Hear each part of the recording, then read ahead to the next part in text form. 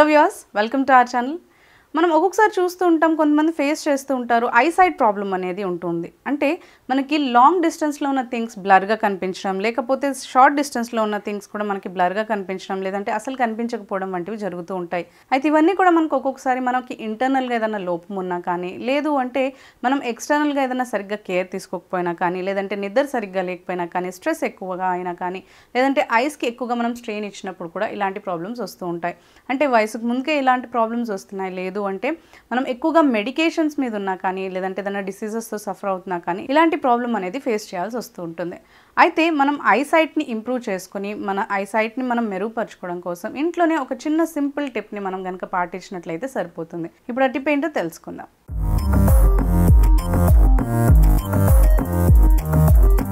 Eyesight ని improve చేసుకోవడం కోసం ఇప్పుడు ఒక మంచి సింపుల్ ఇంకా ఈజీ రెమెడీ అనేది మనం ఇప్పుడు చూద్దాము. సో ఫస్ట్ దానికోసం మనకు కావాల్సింది ఏంటి అంటే కీరా మనకి ఇలా హాఫ్గా తీసి కట్ చేసి పెట్టుకోవాలి, నీట్గా క్లీన్ చేసి పెట్టుకోవాలి. తర్వాత దీన్ని మనం మిక్సీలో వేసుకొని గ్రైండ్ చేసుకోవాలి. సో దీంతో పాటు మనకి ఇంకో ఇంగ్రీడియంట్ కూడా యాడ్ చేసుకొని మిక్సీ చేసుకోవాలి. నెక్స్ట్ ఇంగ్రీడియంట్ మనకు కావాల్సింది సోంఫ్. ఒక హాఫ్ టీ స్పూన్ వరకు సోంఫ్ని తీసుకోవాలి. ఈ సోంఫ్ ఇంకా ఈ కీరాని మనం పీసెస్ లాగా కట్ చేసి పెట్టుకొని మిక్సీలో వేసుకొని గ్రైండ్ చేసుకోవాలి. ఇలా కట్ చేసుకుని కీరా పీసెస్ మనం యాడ్ చేసుకోవాలి మిక్సీ గిన్నెలో. ఈ సోంఫ్ కూడా యాడ్ చేసుకోవాలి. ఇప్పుడు ఈ రెండింటిని బాగా మిక్సీ చేసుకోవాలి. సో ఇలా కీరా ఇంకా సోంఫ్ని నీట్గా ఇలా పేస్ట్ చేసి పెట్టుకోవాలి. మనకి రెగ్యులర్గా ఈ కీరా ఇంకా సోప్ పేస్ట్ని ఐస్కి అప్లై చేసుకోవాలి. రోజు ఎవ్రీడే నైట్ మీరు కనుక ఈ పేస్ట్ని మీరు అప్లై చేసుకొని ఒక 20 minutes to 30 minutes కానీ మీరు అప్లై చేసి ఉంచుకున్నట్లయితే మీ ఐసైట్ చాలా బాగా ఇంప్రూవ్ అవుతుంది అనమాట. అంటే కీరా కానీ ఇదేంటి అంటే మనకి కీరా చాలా హైడ్రేటింగ్ ప్రాపర్టీస్ ఉండడంతో పాటు మనకి మంచి హైడ్రేషన్ ఇచ్చి మన సైట్ని ఇంప్రూవ్ చేయడానికి హెల్ప్ చేస్తుంది, కూల్గా ఉంచుతుంది. ఐసైట్కి సంబంధించిన ఏమైనా ప్రాబ్లమ్స్ ఉన్నా కానీ మనకి క్యూర్ చేయడానికి కీరా చాలా బాగా హెల్ప్ చేస్తుంది. సోంఫ్ కూడా అదే విధంగా మనకి ఐసైట్ ఇంప్రూవ్ చేయడానికి చాలా బాగా పనిచేస్తుంది అనమాట. సో ఈ రెండు కూడా మనం మిక్స్ చేసుకొని ఐస్కి అప్లై చేసుకుని మొత్తం ఒక 2 ఐస్కి కూడా నీట్గా అప్లై చేసి పెట్టుకొని ఒక 20 minutes పాటు మీరు ఉంచుకున్న తర్వాత మీరు వాష్ చేసుకోవచ్చు. ఈ ప్రొసీజర్ మీరు రెగ్యులర్గా చేయాలి. ఇలా మీరు రెగ్యులర్గా కనుక చేసినట్లయితే కంపల్సరీగా మీ ఐసైట్ ఇంప్రూవ్ అవుతుంది. అండ్ మీకు ఒక్కొక్కసారి మనకి ఏంటి అంటే దూరంగా ఉండే థింగ్స్ మనకి బ్లర్గా కనిపిస్తూ ఉంటాయి కదా. సో అలా కాకుండా ఆ ప్రాబ్లం కూడా మీకు క్యూర్ అవుతుంది. మీకు కంపల్సరీగా మీరు ట్రై చేసి చూడండి, మీకు చాలా ఎఫెక్టివ్ రిజల్ట్ అనేది ఉంటుంది. కనీసం మీరు ఎందుకు అంటే ఇలాంటి రెమెడీస్ అన్నీ కూడా మీరు కాన్స్టెంట్గా చేస్తూ ఉండాలి. ఒక 1 week చేసి లేదా 4 days చేసి ఆపేసినట్లయితే మనకి రిజల్ట్ తెలియదు. సో ఫస్ట్ మీరు ఇనీషియల్గా ఒక 1 month మీరు కంటిన్యూస్గా కనుక ట్రై చేసినట్లయితే కంపల్సరీగా అంటే మనకి సైడ్కి ఏదైనా మన విజువల్ సైట్కి సంబంధించిన అన్ని ప్రాబ్లమ్స్ అన్నీ కూడా మనకి క్యూర్ అవ్వడానికి హెల్ప్ అవుతుంది అనమాట. సో ఇనీషియల్గా మనకి ఏంటి అంటే ఆ బ్లర్ అవ్వడం తగ్గుతుంది అండ్ మనకి స్పెక్స్ది నంబర్స్ కూడా మనకి చేంజ్ అవుతూ ఉంటాయి, అంటే యూనిట్స్ అనేవి తగ్గుతూ ఉంటాయి. సో అలా మీకు ఈ రెండు ఇంగ్రీడియంట్స్ కూడా మీరు మిక్స్ చేసుకుని మీరు అప్లై చేసినట్లయితే కంపల్సరీగా ఐసైట్ ప్రాబ్లమ్స్ అన్నీ కూడా మీకు క్యూర్ అవుతాయి.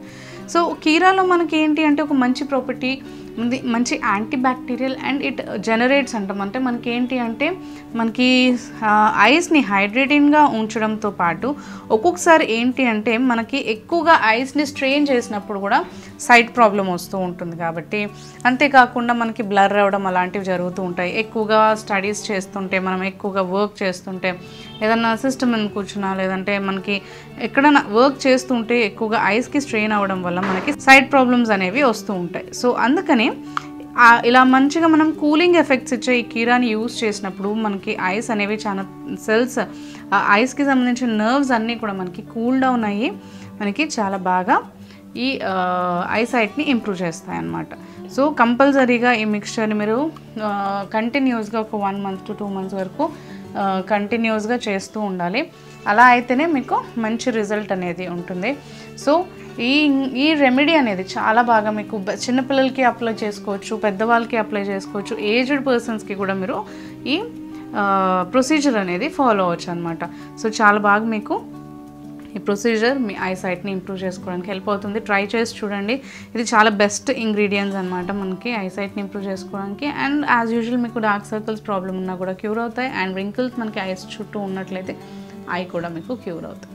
సో ఇది మంచి బెస్ట్ రెమెడీ. సో మీ ఐసైట్ని ఇంప్రూవ్ చేసుకోవడానికి తప్పకుండా ట్రై చేసి చూడండి.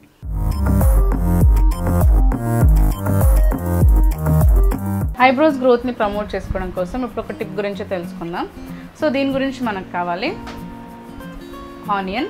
ఈ ఆనియన్ని మనం నీట్గా గ్రేట్ చేసుకుని జ్యూస్ రిమూవ్ చేసి పెట్టుకోవాలి. నెక్స్ట్ కావాలి ఒక వైటమిన్ ఈ క్యాప్సూల్.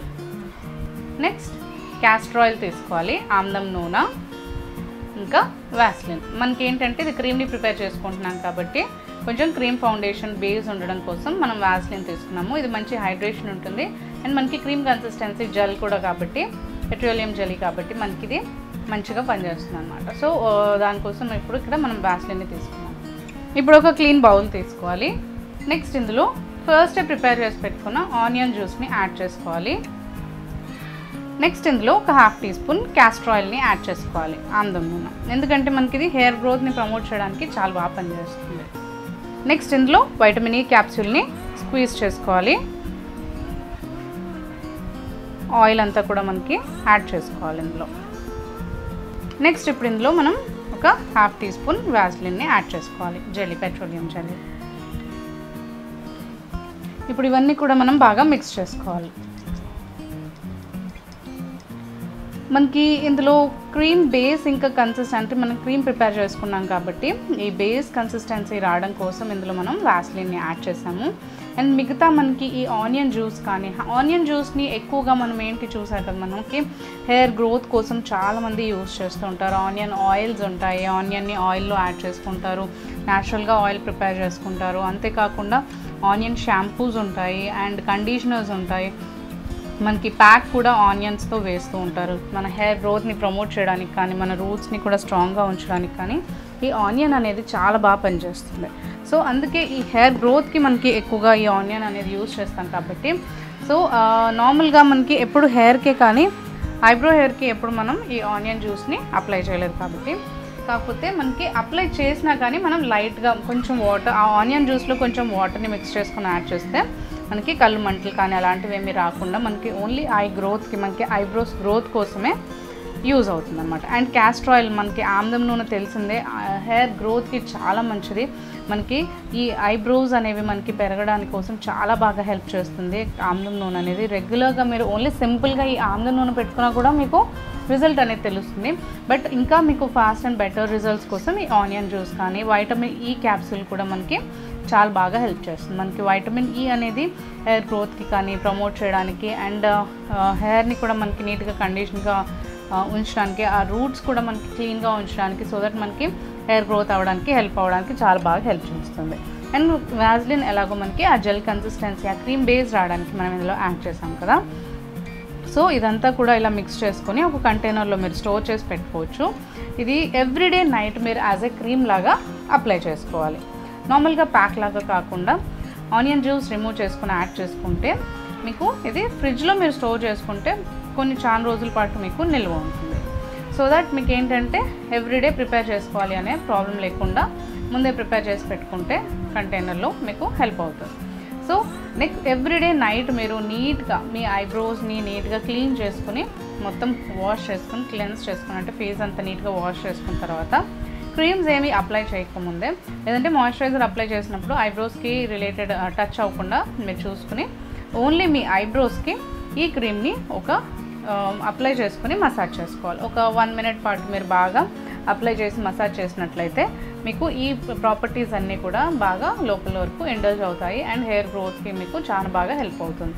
అంతేకాకుండా మనకి మసాజ్ చేసినప్పుడు బ్లడ్ సర్క్యులేషన్ అనేది చాలా బాగా అవుతుంది. దానివల్ల మనకి ఏంటంటే హెయిర్ గ్రోత్ కూడా చాలా ఫాస్ట్ అవడానికి హెల్ప్ అవుతుంది అనమాట. సో కంపల్సరీగా మీకు ఈ ఆనియన్ జ్యూస్ కానీ, ఆమ్లం నూనె కానీ, వైటమిన్ ఈ కానీ మీకు హెయిర్ గ్రోత్కి చాలా చాలా హెల్ప్ అవుతుంది కాబట్టి మీ ఐబ్రోస్ గ్రోత్ కోసం ఇది చాలా బాగా మంచి బెస్ట్ రెమెడీ. సో చాలా బెస్ట్ రెమెడీ. సో తప్పకుండా ట్రై చేసి చూడండి. ఈ వీడియో కనుక మీకు నచ్చినట్లయితే లైక్ చేయండి, షేర్ చేయండి. మీ అభిప్రాయాల్ని ఇంకా డౌట్స్ని మాకు కామెంట్స్లో తెలియజేయండి. మరిన్ని ఇలాంటి వీడియోస్ కోసం మా ఛానల్ని సబ్స్క్రైబ్